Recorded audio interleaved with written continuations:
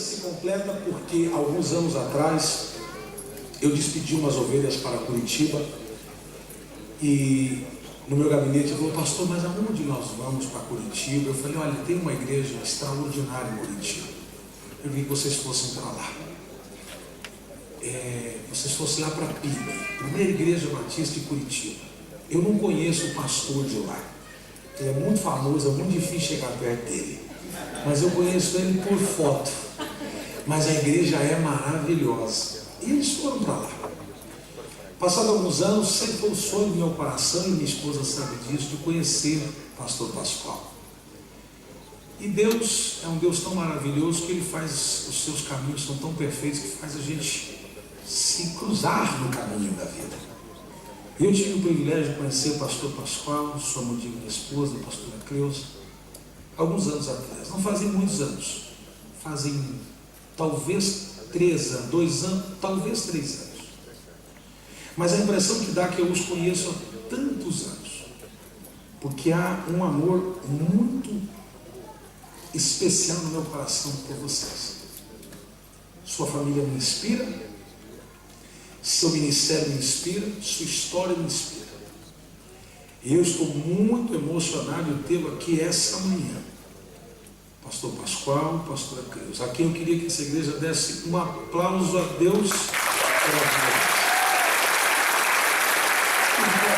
Pastor, não precisa, mas queria que vocês ficassem.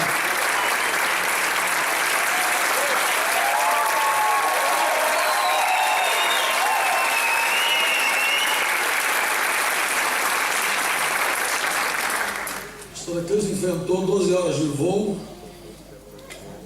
clinicamente não podendo fazer essas loucuras, para vir aqui. E eu sei que o pastor Pascoal talvez fale alguma coisa, e eu não quero falar mais nada.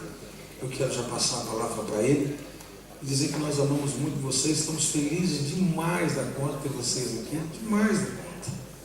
E essa igreja ama vocês, e que o Senhor possa fazer que dessa seja, assim como os outros oradores, dessa seja a primeira de muitas outras, que vocês estejam conosco. Eu quero que vocês em pé recebam o pastor Pascoal, que vai nos ministrar a palavra de Deus. Todos em pé, por favor.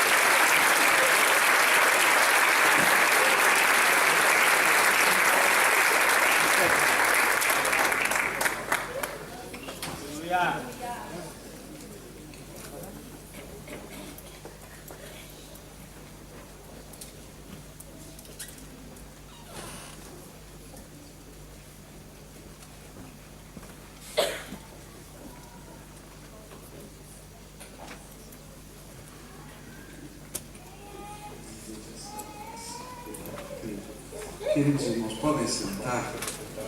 E queria expressar nossa gratidão a essa igreja.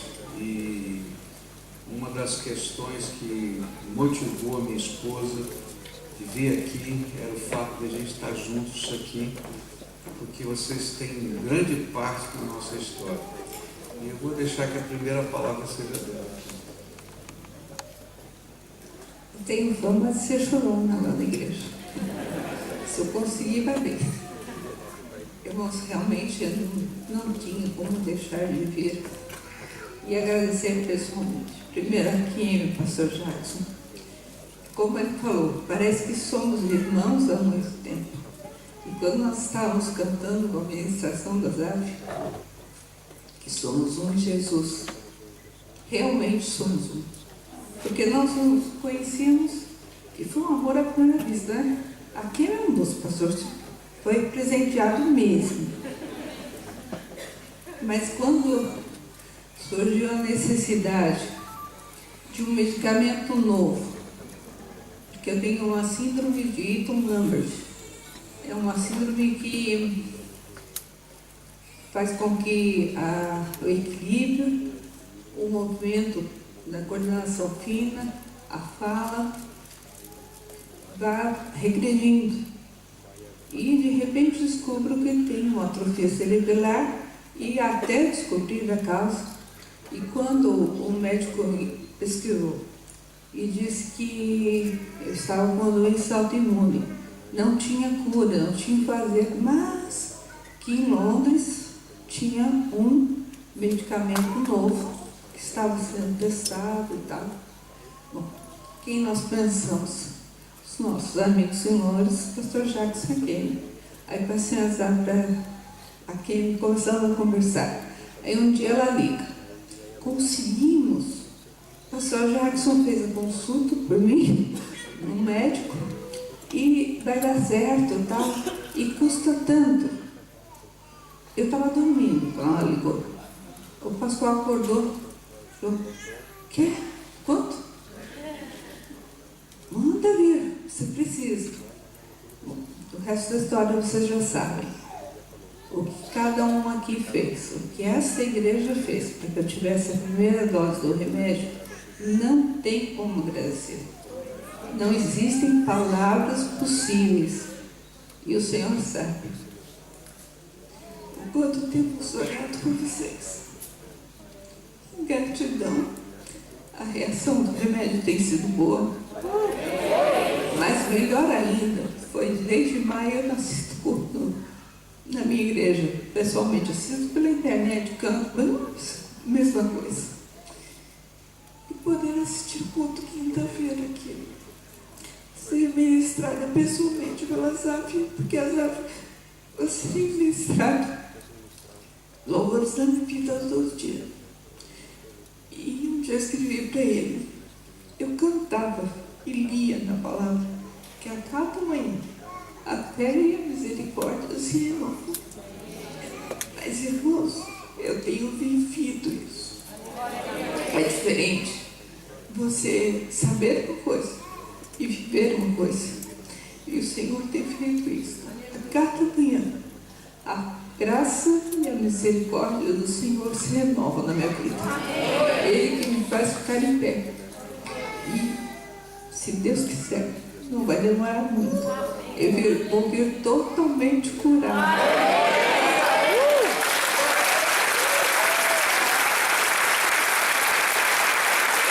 O Senhor prometeu e Ele cumpriu. Logo no início da doença, nem sabia com que eu estava indo. O Senhor me disse que iria me curar, mas que seria demorado. Claro, não pensei que fosse tão demorado. Mas o tempo do Senhor, na sexta-feira, quando estivemos aqui, fui muito tocada. Ontem, para os irmãos saberem, eu fiquei o dia inteiro sem pegar.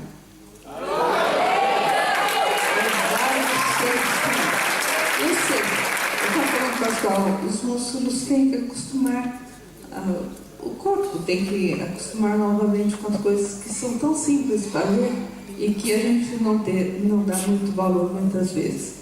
Então dê mais valor ao que você tem e saiba que a cada manhã, por maior que seja a sua luta, a fé, a esperança, a graça e a misericórdia do Senhor são renovadas. Que Deus os abençoe. Tem um versículo que eu gosto muito na Bíblia e eu quero deixar com os irmãos aqui para essa igreja. Que Deus faça para os irmãos, para essa igreja, o mais abundantemente além daquilo que os irmãos podem imaginar, do que podem sonhar. Que o Senhor faça, porque Ele tem o mais abundantemente além para cada um de nós. Que Deus os abençoe. Muito obrigado pelo carinho, irmãos. Muito obrigado. Obrigada, Kelly. Obrigada, pastor. Muito obrigada. Deus abençoe.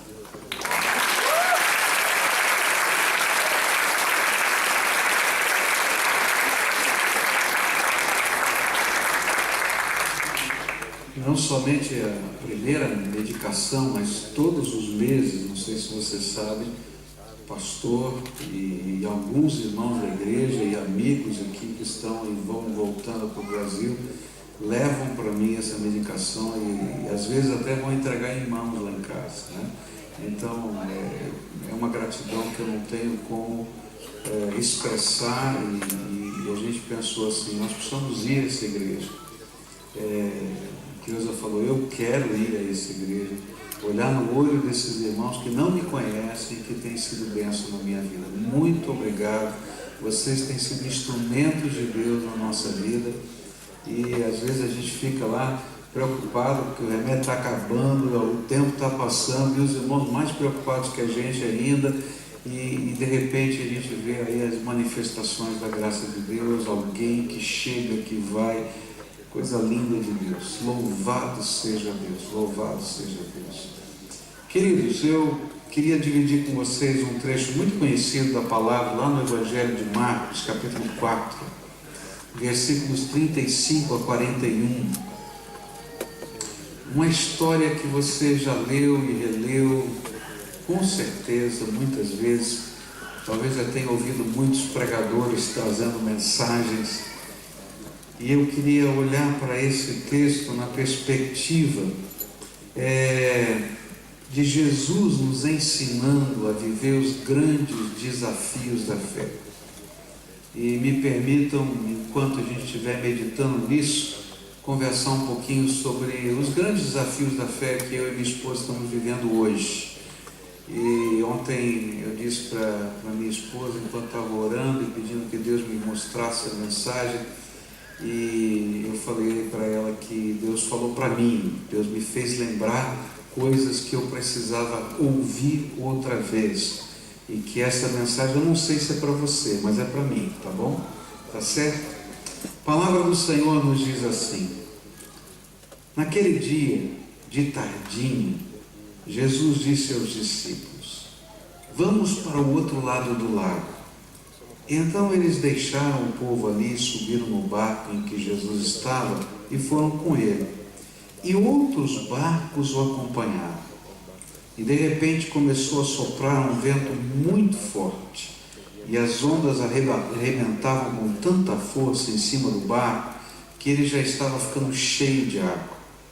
E Jesus estava dormindo na parte de trás do barco, com a cabeça numa almofada. E então os discípulos o acordaram e disseram: Mestre, nós vamos morrer. O Senhor não se importa com isso? E então ele se levantou e falou duro com o vento e disse ao lago: silêncio, fique quieto. E o vento parou e tudo ficou calmo. E aí ele perguntou: por que é que vocês são assim tão medrosos?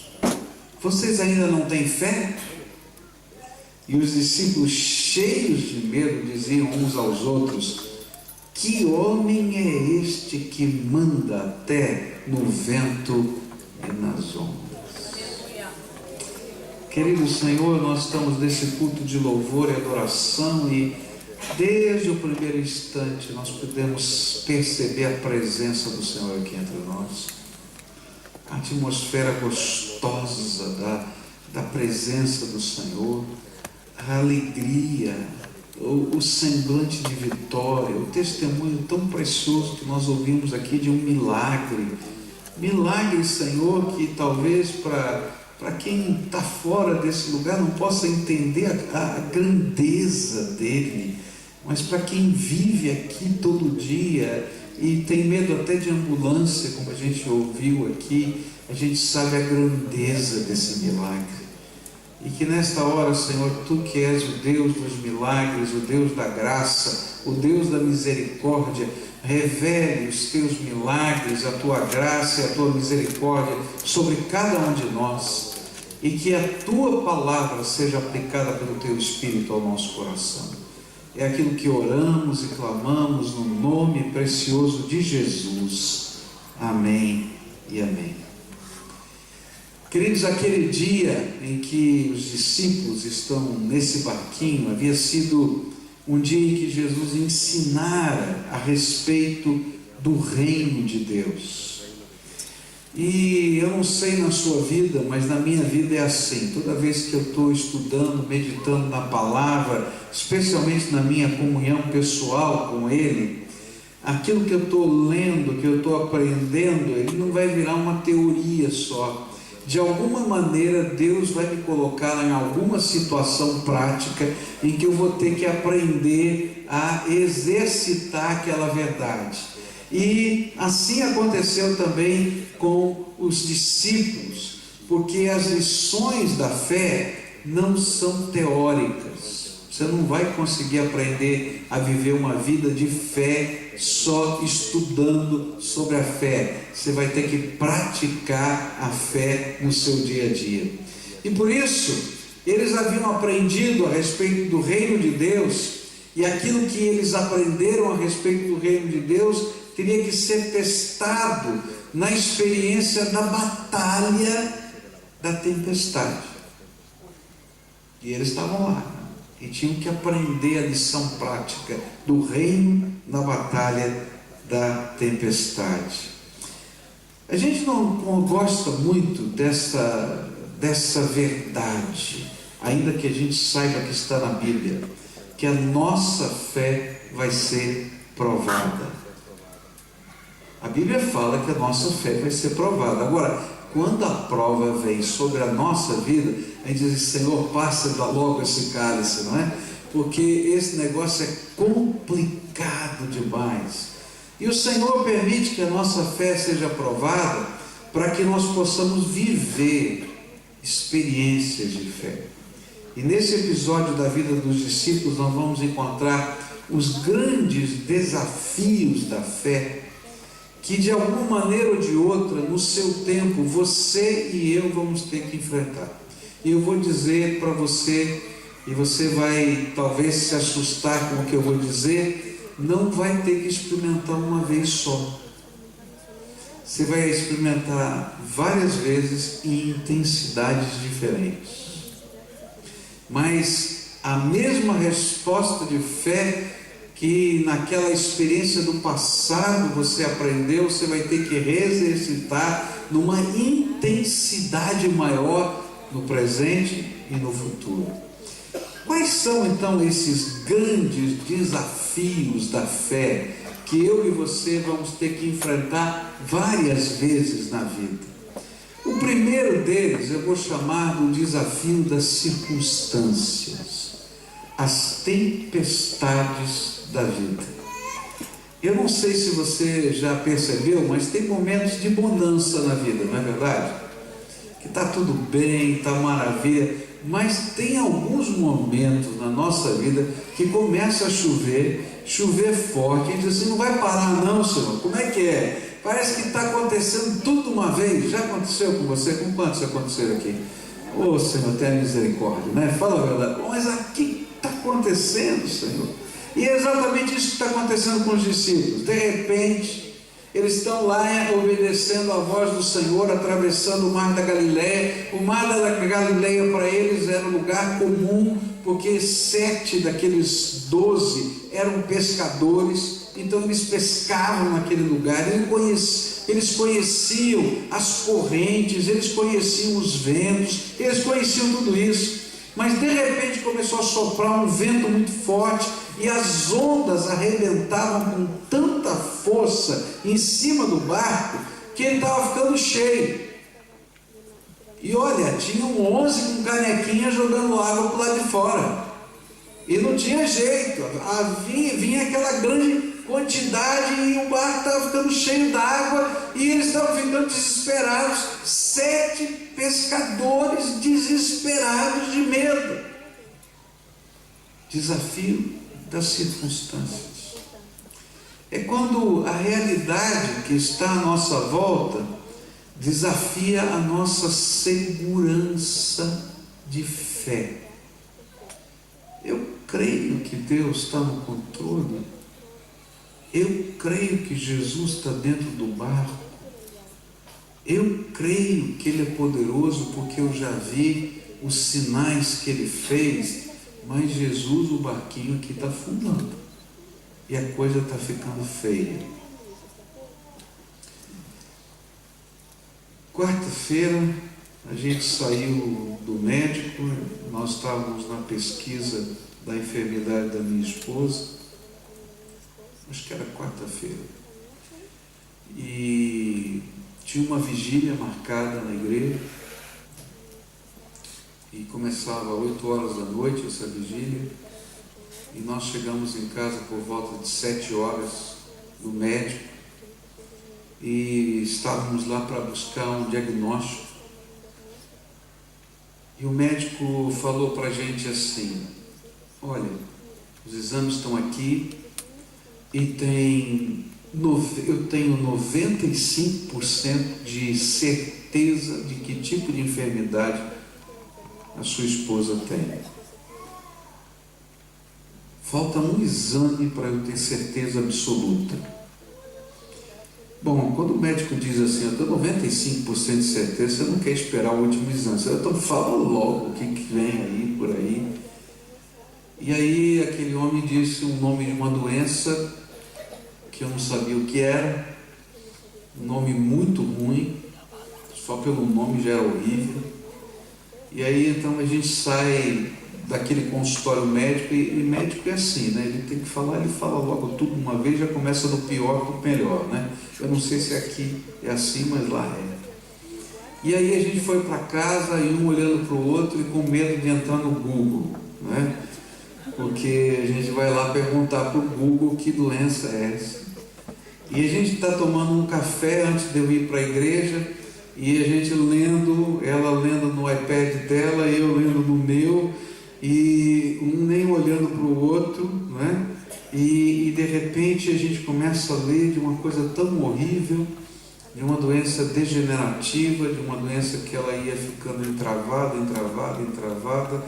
até que o seu pulmão parasse de funcionar, e 3 anos para ela ficar completamente imóvel, e no máximo 7 anos de vida.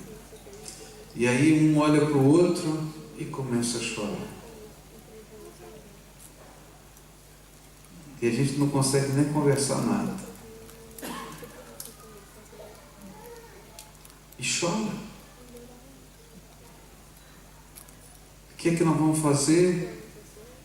E ela diz, não, eu vou arrumar bem bonitinha a casa para você, para eu morrer e deixar bonitinha a casa arrumada para você.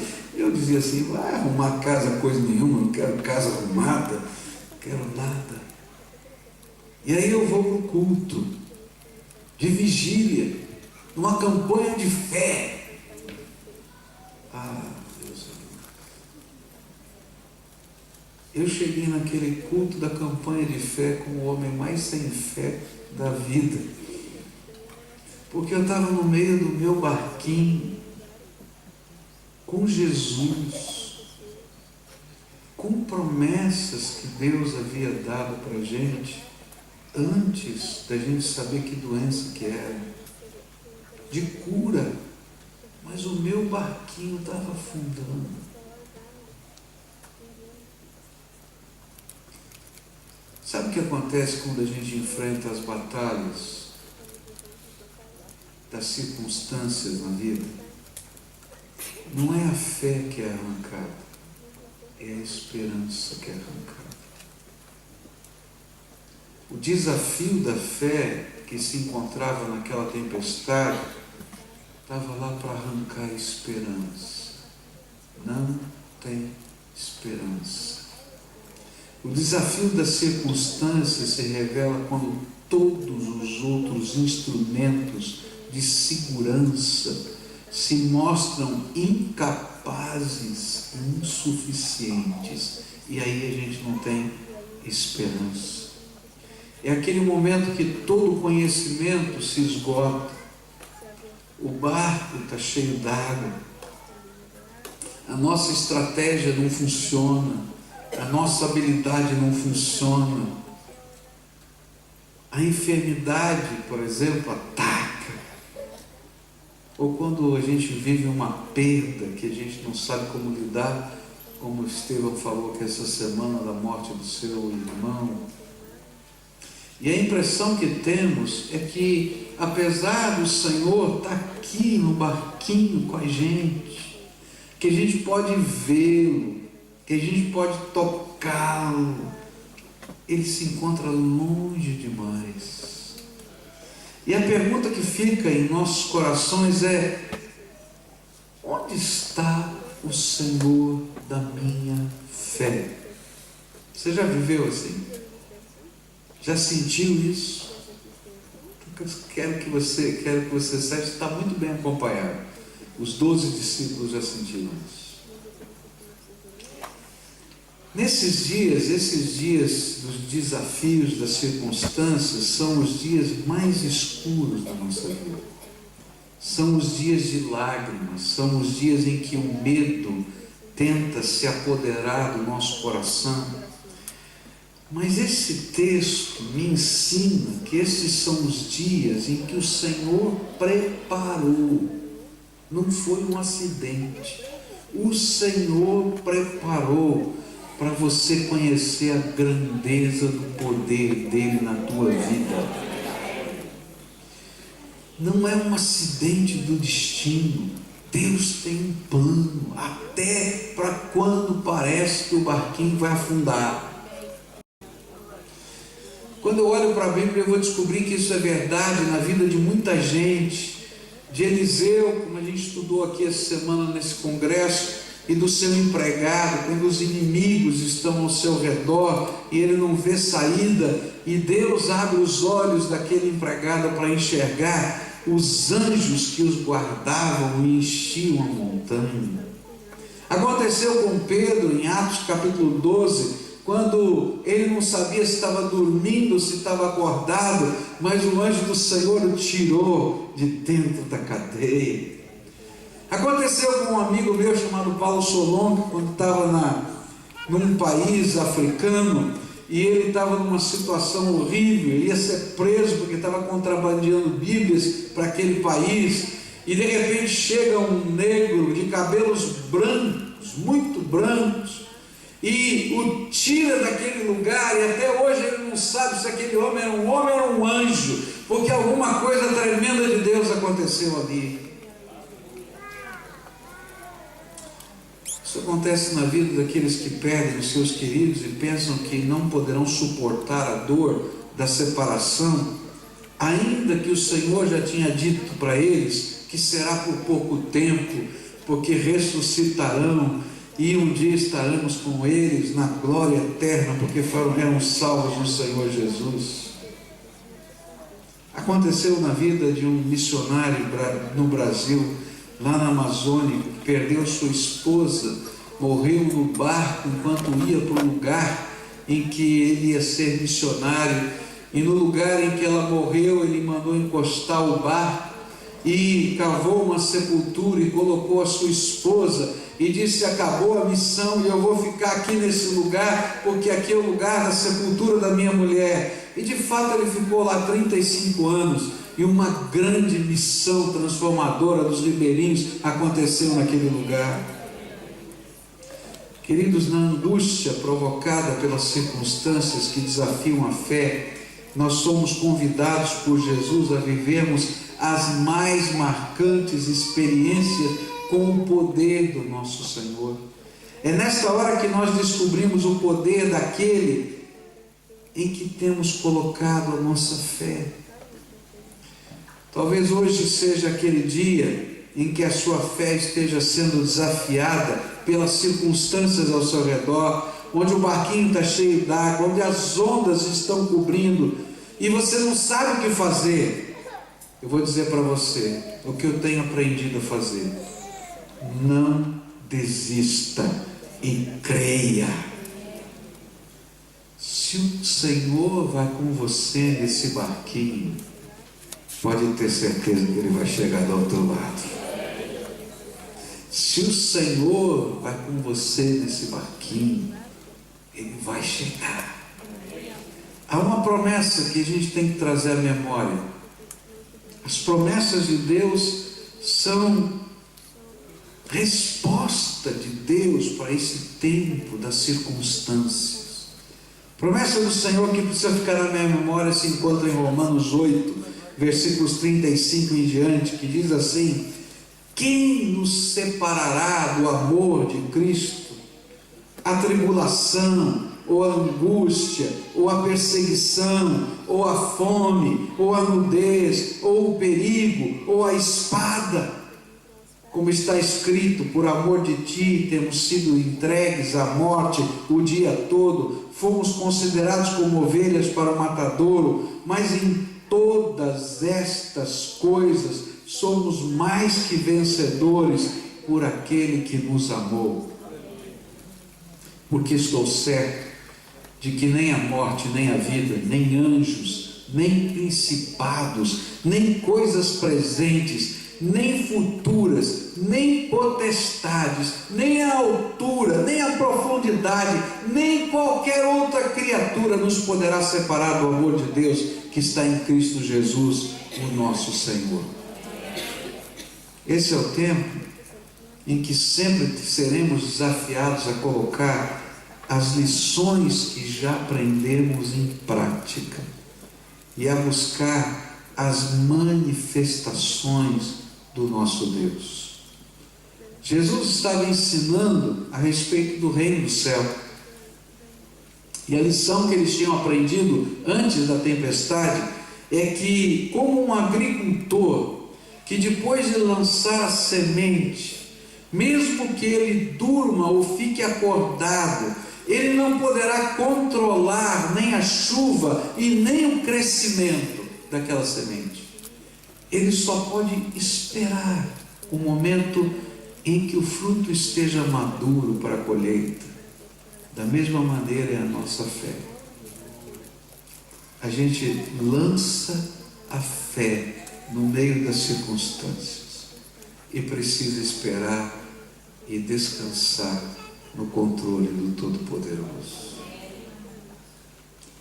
E mesmo que pareça que ele está dormindo, ele continua no controle.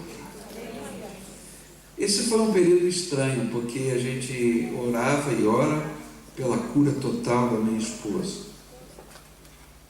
E a gente tem promessa. E eu me lembro de um dia que eu estava no barquinho e estava com os discípulos: o senhor está dormindo, Senhor? Como é que está? Esse negócio vai acontecer mesmo. Vai acontecer mesmo. E eu me lembro que eu estava orando e abri a Bíblia, porque Deus sempre falou assim comigo. E Deus me disse assim, exatamente como eu estou falando: eu o disse e eu o farei. E aí você acorda e diz: tá bom, Senhor, vamos de novo. Mas aí no dia seguinte vem outra pancada forte e diz assim: será que eu entendi direito mesmo, Senhor? Você já viveu alguma coisa assim? Eu já vivi assim. E aí Deus manda um outro sinal. Deus é bom, queridos, porque Ele sabe como a gente é.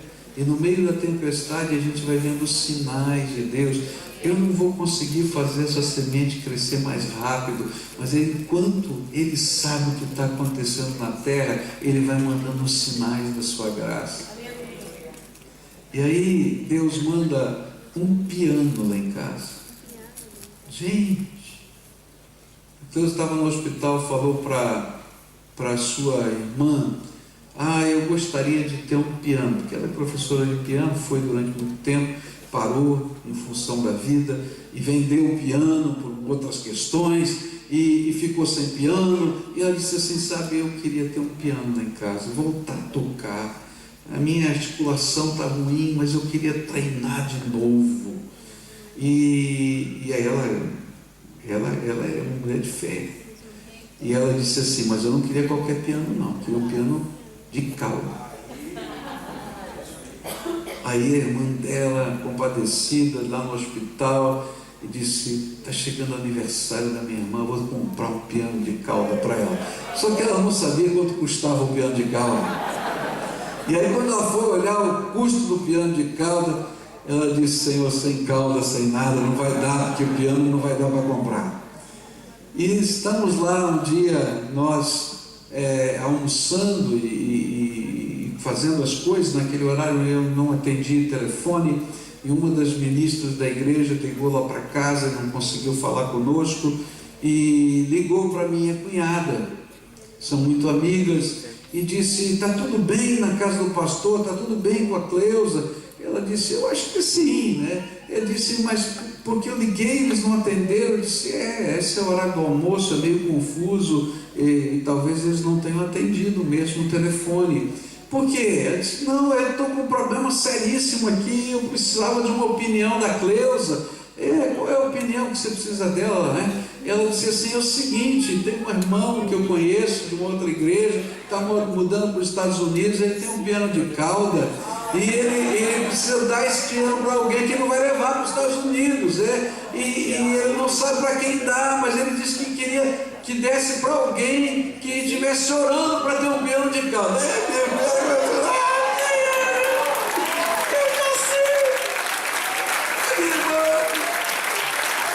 Graças a Deus que você não ligou para ela, porque se tivesse ligado ela não ia falar. E você ligou para mim, eu estou orando para Deus dar um piano para ela. Ela faz aniversário no dia 2 de julho. No dia 1 de julho o piano chegou lá em casa. E aí eu não sabia, porque o piano é piano de casa, não sobe em apartamento, né? Aí então está lá no salão de festa do prédio, e eles não falam, tentam subir, não conseguem, e aí então fazem uma festinha de aniversário no dia 2 de julho para ela, e quando está lá diz, olha, nós vamos descer, porque está só a família, de fato era só a família, nós fizemos lá embaixo uma festinha de aniversário.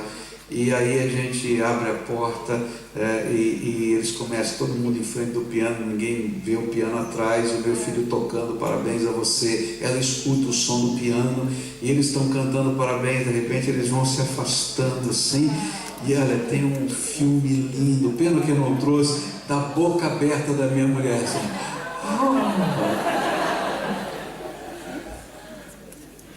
Eu não posso fazer a semente andar mais rápido. Essa é a lição que Jesus estava ensinando para os discípulos antes. Como um agricultor que planta semente, e com todo o seu cuidado ele não pode fazer essa semente andar mais rápido, mas que ela vai produzir o seu fruto, porque é semente. Assim é a minha fé. E é por isso que Deus, na sua graça, no meio das circunstâncias, manda sinais para a gente, para dizer, filho, eu continuo sendo Deus, e eu tenho propósitos. Então, se você estiver no meio da batalha, das circunstâncias, semeia a tua fé. Você não vai conseguir fazer ela andar mais rápido, mas ela é poderosa. Segunda lição que eu queria deixar com você, à luz desse texto, é o desafio, primeiro das circunstâncias e agora o desafio dos sentimentos. Olha só o que diz o verso 38. Jesus estava dormindo na parte de trás do barco, com a cabeça numa almofada.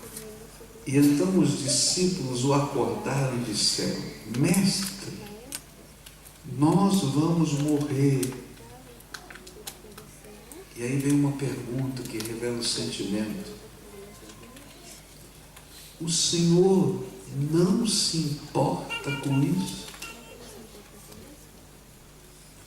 O segundo desafio retratado nesse texto é o tumulto provocado em nossos corações pelos sentimentos. Jesus, como é que o Senhor pode dormir numa tempestade? Eu acho, eu vou falar da minha opinião, tá? Eu quando leio a Bíblia eu fico imaginando as cenas, tá? Então eu estou imaginando, essa coisa minha, que os homens lá estavam remando, baixa a vela, desce vela, vira para cá, joga coisa do lado, e Jesus está dormindo no fundo do barco. Como é que esse cara consegue dormir? Por que é que não acorda, não vem ajudar a gente aqui? Que negócio é esse? É que nem mulher quando vê homem sentado. Você já viu como é que funciona? Mulher quando vê homem sentado, diz, escuta, levanta, como é que é? Não vai fazer? Não vai? Estou errado? Irrita, não irrita? Fala a verdade. Dos dois lados. Dos dois lados. E, meus queridos, na minha vida, no meio das tempestades da vida, os momentos de silêncio de Deus, na hora mais escura, fazem a gente imaginar que o Senhor não se importa com o sofrimento e com a dor que a gente está sentindo.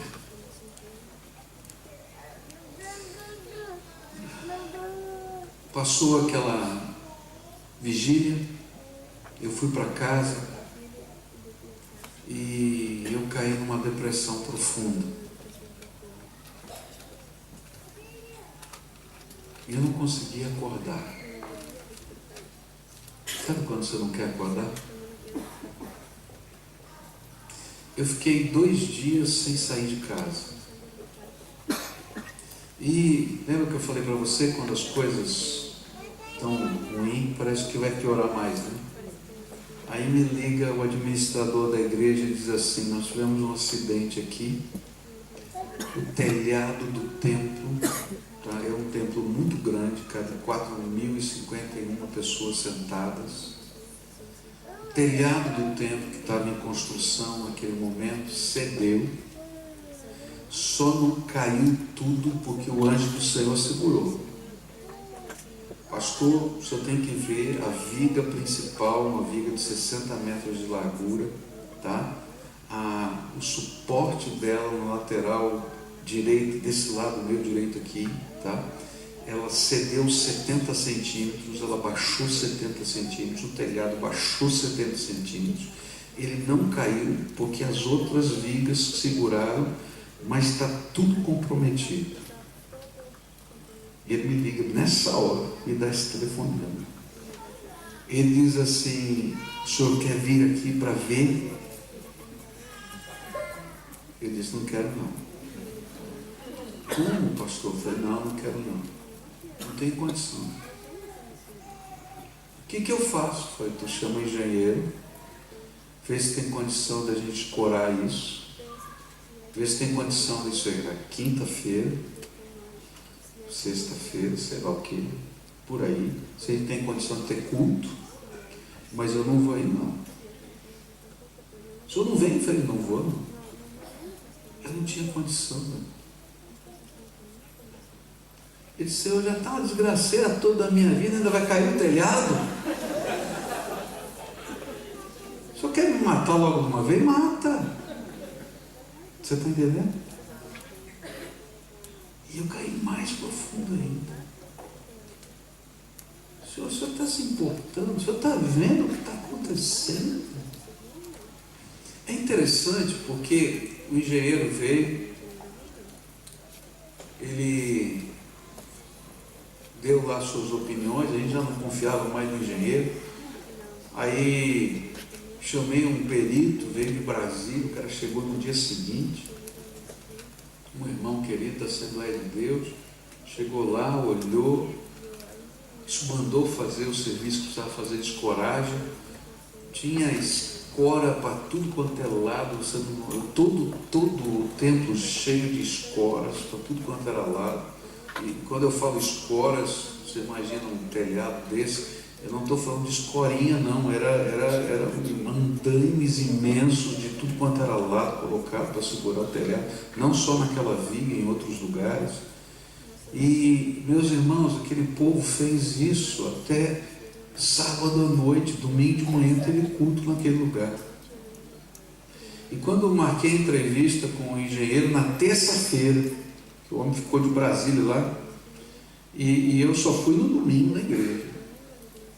Só vi aquelas escolas todas, preguei atrás das grades, que tinha assim uma escola bem na minha frente assim, e ficaram meses ali. O engenheiro disse assim, tinham 2 engenheiros, um crente e outro não crente. O crente disse assim: pastor, eu tenho tantos anos de experiência, isso aqui não caiu porque o anjo do Senhor segurou. E o outro dizia assim: olha, eu não entendo negócio de anjo não, mas que hora foi fora do normal, foi. Mas sabe o que a gente vê numa hora dessa? O telhado está caindo. A gente não vê o anjo. A gente não vê que não existe escora para você alugar do dia para a noite. Essas escoras você não consegue alugar do dia para a noite no Brasil. Não tem à disposição. que você consegue fazer isso em 2 dias, que você consegue equipe de trabalho para poder escorar e ter culto no domingo. Você só enxerga que está caindo. E o sentimento que vem é: o Senhor não se importa, olha só, desgraceira danada na minha vida, ainda vem mais isso. Que isso, Senhor? O que está acontecendo? Sabe, queridos, à medida em que as coisas vão ficando difíceis, o medo, presta atenção, um medo incontrolável domina os nossos corações. E aí um turbilhão de sentimentos envolve a nossa alma. E esse turbilhão de sentimentos é um grande desafio da nossa fé. Foi isso que aconteceu com Elias. Você já leu a Bíblia, viu Elias, por exemplo? Ele tem uma vitória sobre os 40 ou 400 profetas de Baal. E aí Jezabel manda um bilhetinho para ele. E aquele bilhetinho bota esse homem em depressão. Para pensar, 400 profetas, o fogo desceu do céu, a maravilha do Senhor. Chega Jezabel, manda um bilhetinho: não adianta não, hein? Pensa que está resolvido? Está não, eu vou pegar você. E Elias sai de lá e vai se esconder, fica chorando. Deus manda os corvos alimentar o homem. Os bichos iam pegar comida onde não tinha comida, e estava lá perto do ribeiro onde estava tendo seca. Eles levam a comidinha na boca do Elias, ele está lá desesperado. Aí, quando não está bem ainda, no corvo não adiantou. Coitadinho do meu filho, está doente, está deprimido. Corvo não adiantou. Vamos mandar uns anjinhos. Vai lá os anjos do Senhor, ele vê os anjos. Mas o sentimento dele não está bem. Aí ele vai se esconder na caverna, lembra do vento, vem do terremoto, e esse negócio todo, e vem aquela brisa suave. E Deus começa a falar com ele e fala assim: Elias, o que você está fazendo dentro da caverna? Ele diz: sabe, Senhor, você não se importa. Eu estou trabalhando aqui, trabalhando, pregando, falando, 400 profetas, mas não adianta nada, Senhor. Não tem fruto. Só estou sozinho aqui. Você fala: não, ele sai da caverna, porque eu estou fazendo uma obra que você não conhece. Tem 7.000 que você não viu, mas por causa de tudo isso que está acontecendo, tem 7.000 que eu levantei. Queridos, a gente às vezes vive os grandes dramas do nosso coração porque a gente não sabe o que Deus está fazendo enquanto a semente está na terra.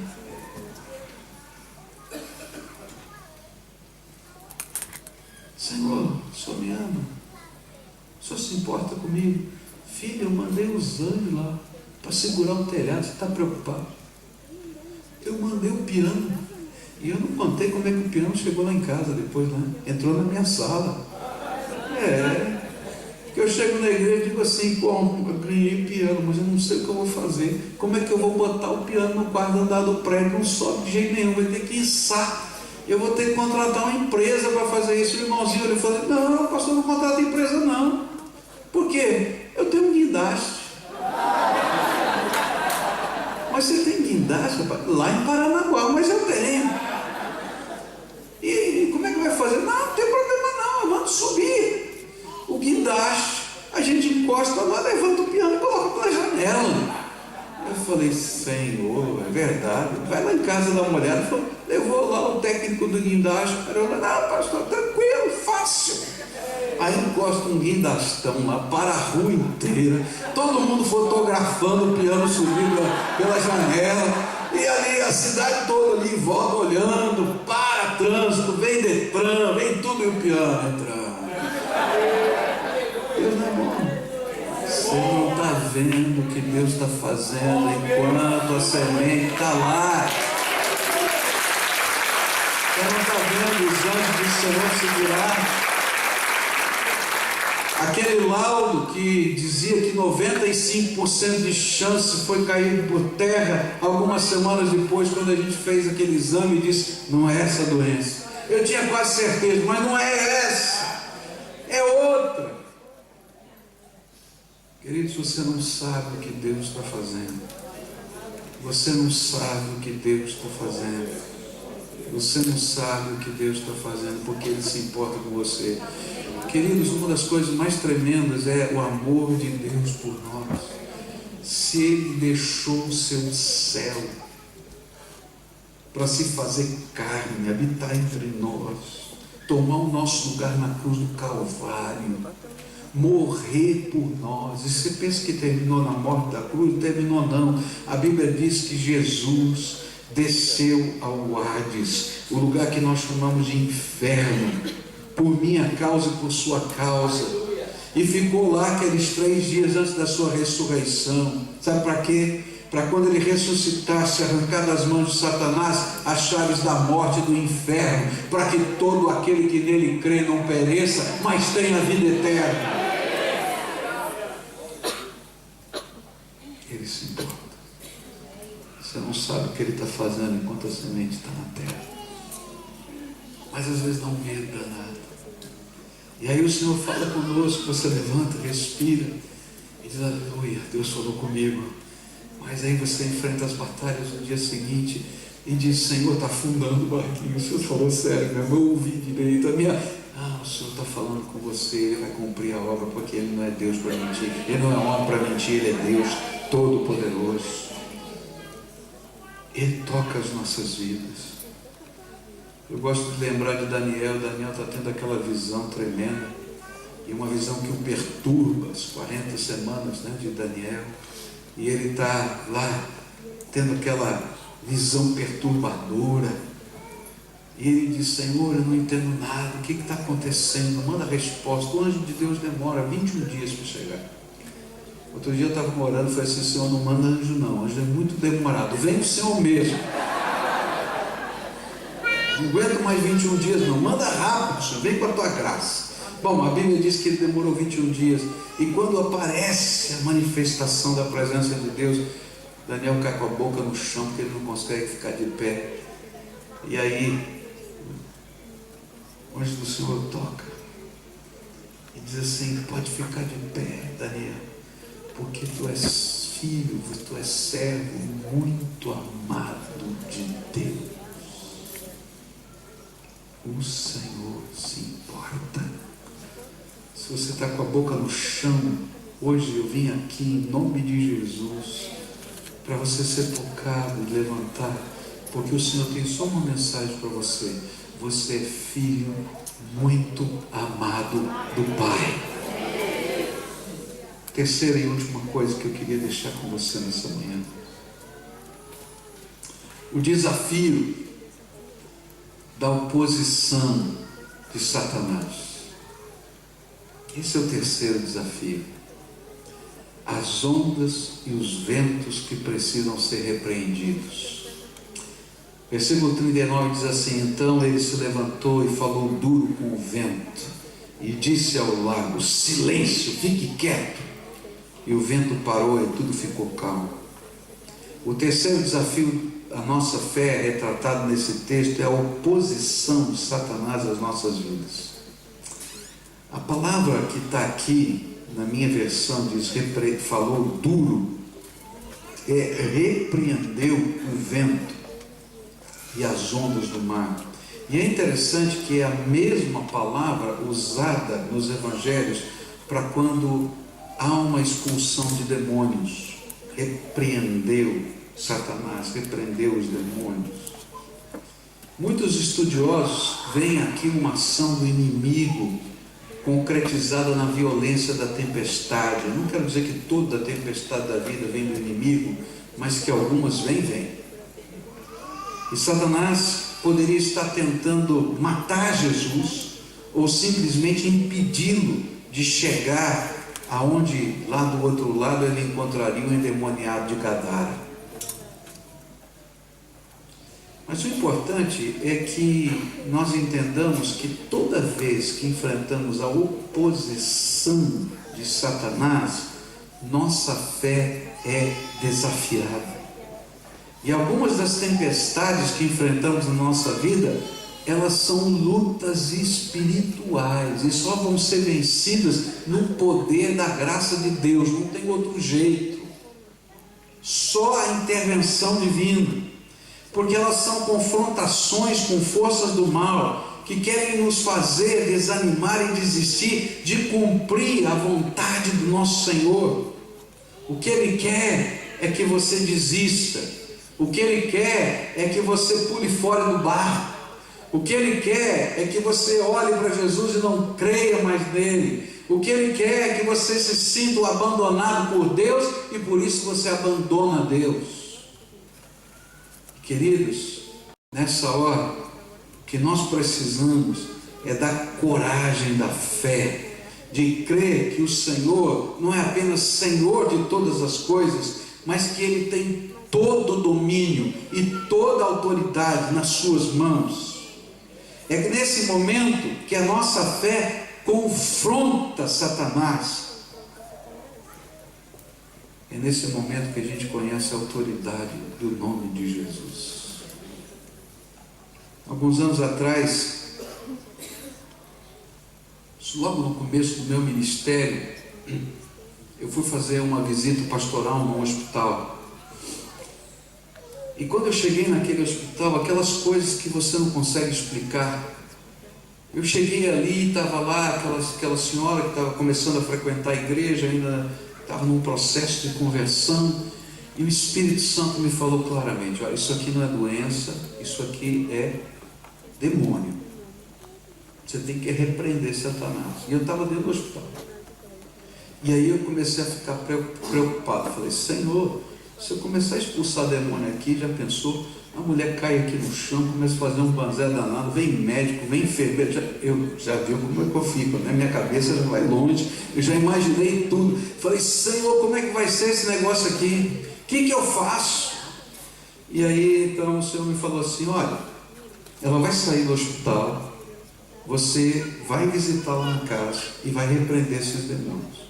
Tinha um vizinho dela que era um diácono da nossa igreja, e disse para ele assim: olha, aquela doença não é doença não, o Senhor me falou que é demônio, e você vai ficar de olho, quando ela for para casa, você me fala que eu vou no mesmo dia lá.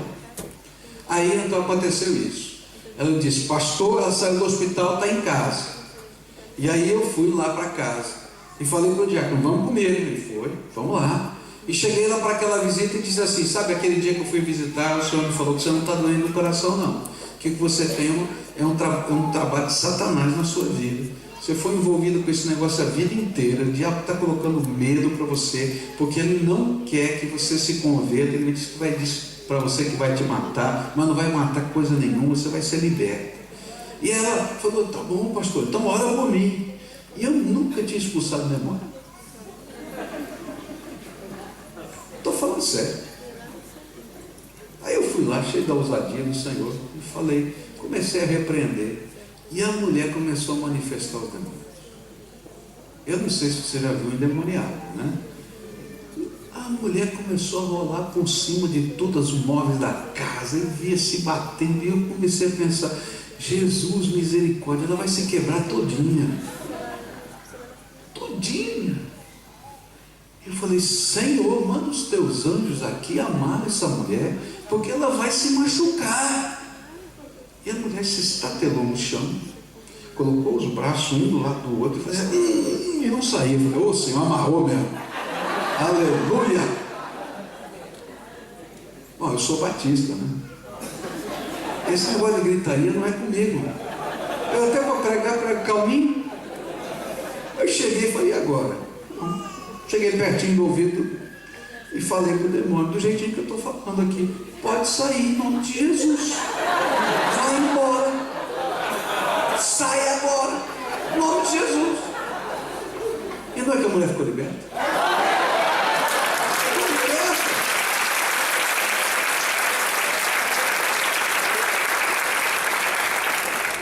Aí eu fui para casa. Enquanto eu estava indo para casa, uma coisa tremenda mexeu no meu coração. Eu sei quem eu sou.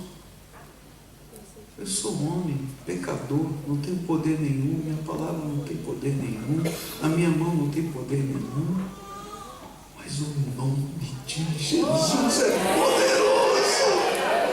Está entendendo?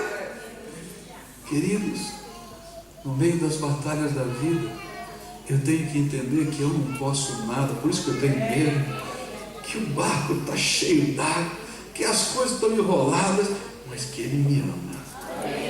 Que Ele é o meu Senhor, que Ele nunca deixou de estar no controle, por isso que Ele pode dormir no barco, porque Ele sabe que a semente vai frutificar, e assim como o agricultor que pode dormir tranquilo, não fica olhando, será que vai crescer, não vai crescer, cresce ou não cresce, Ele está lá, mas na hora que precisa, Ele levanta e diz: vento e mar, calem-se. E Ele tem autoridade sobre todas as coisas. Eu vim aqui dizer para você nessa manhã que não importa qual seja o tamanho da sua fé, porque logo depois Jesus vai dizer: oh, pessoas, discípulo Pedro, Tiago, João, Estevão, homens de pequena fé. Se eles são, imagina eu. Não é verdade? Mas aqueles homens aprenderam uma lição tremenda. Não importa o tamanho da sua fé, importa quem está no barco. Não importa se você sabe ou não sabe manejar o barco, o que importa é que Jesus está conosco. Não importa se você está vendo ou não está vendo o que vai acontecer, importa que Jesus está no controle, tem toda a autoridade no céu, na terra e debaixo da terra. Não importa, importa quem é o seu Senhor. E nessa manhã eu queria orar com você, um cara quebrado, que está no meio de uma tempestade, que está no barquinho da vida, que tem hora que está vivendo todos esses dramas igualzinho você, mas que sabe quem é o seu Senhor, e que pode orar não porque Ele tem poder, mas porque Ele conhece aquele que tem poder. Você está entendendo? Eu quero orar por você, e a primeira oração que eu quero fazer nessa manhã não é por cura, não é por libertação, é por salvação eterna. Sabe por quê?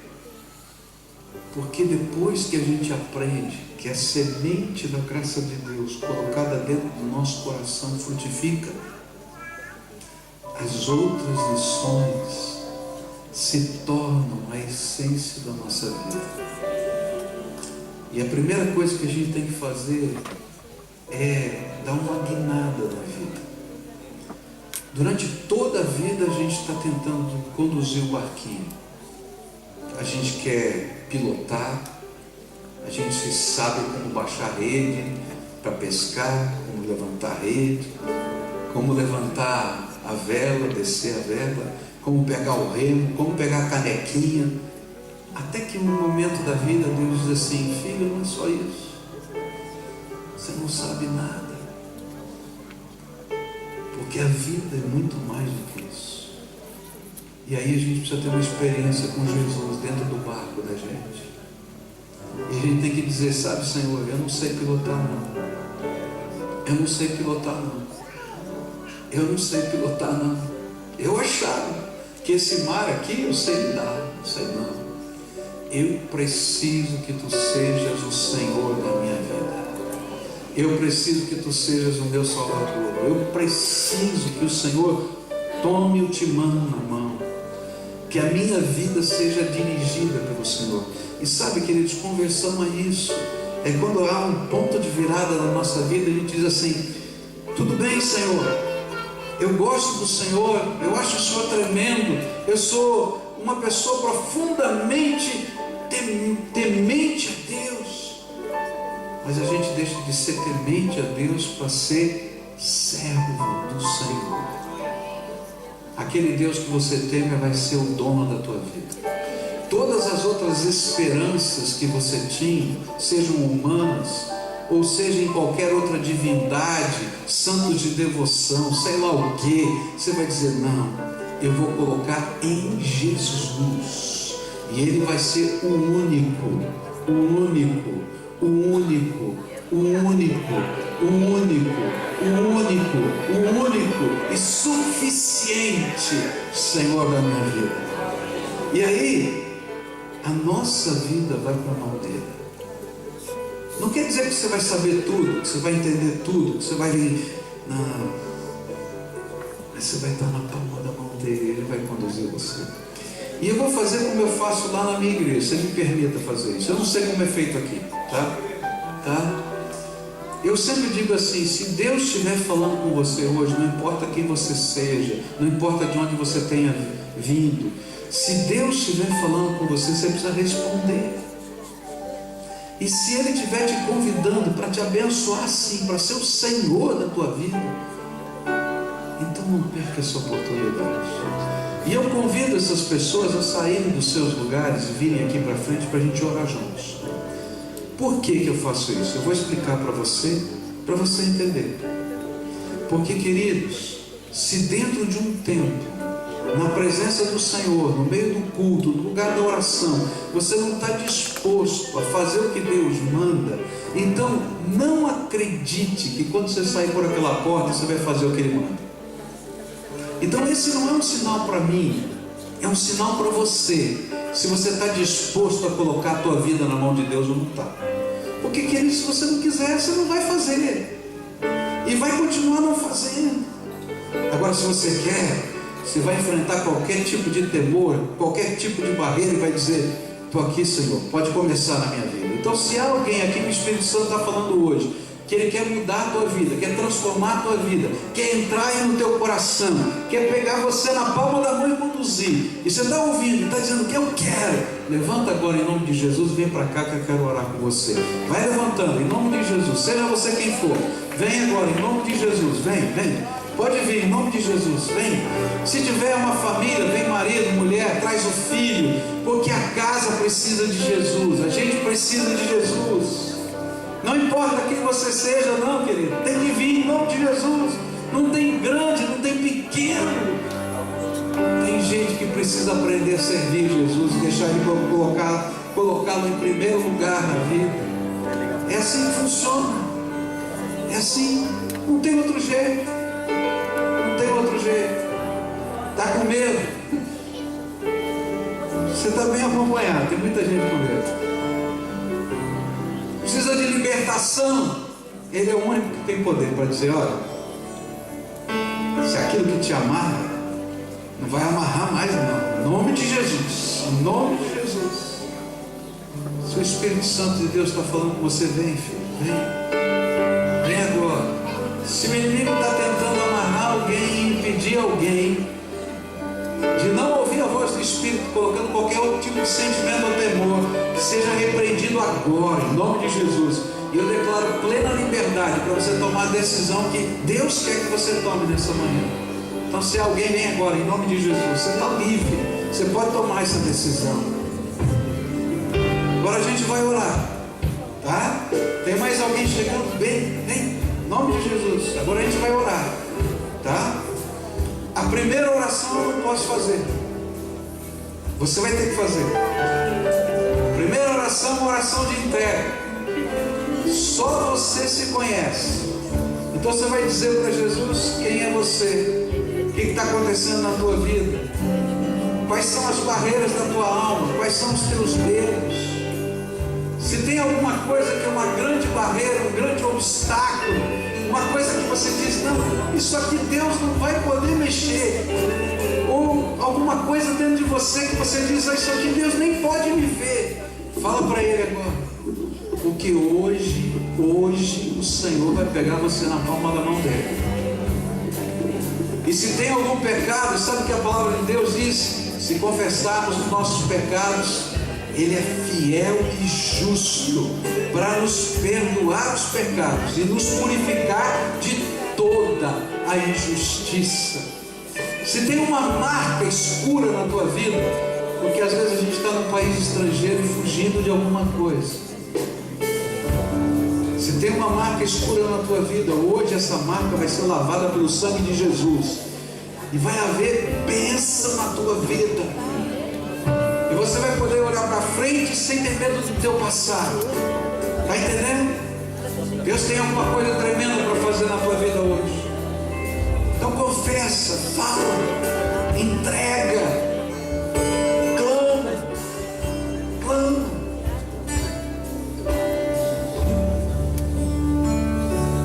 Clama ao Senhor. E nós vamos clamar juntos daqui a pouquinho.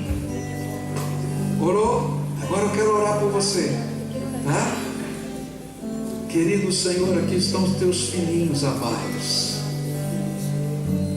Eu, como homem, eu não sei o nome deles, eu não conheço a história deles, mas a tua palavra me promete. Eu queria que eles ouvissem isso, Senhor, do teu Espírito para eles, que o Senhor os conhecia e os conhece antes da fundação do mundo.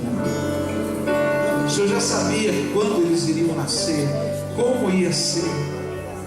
A tua palavra nos promete que o Senhor já contou quantos fios de cabelo eles têm na cabeça, que eles são especiais para o Senhor, amados, amados. Por isso, Pai, eles fizeram uma oração de entrega agora.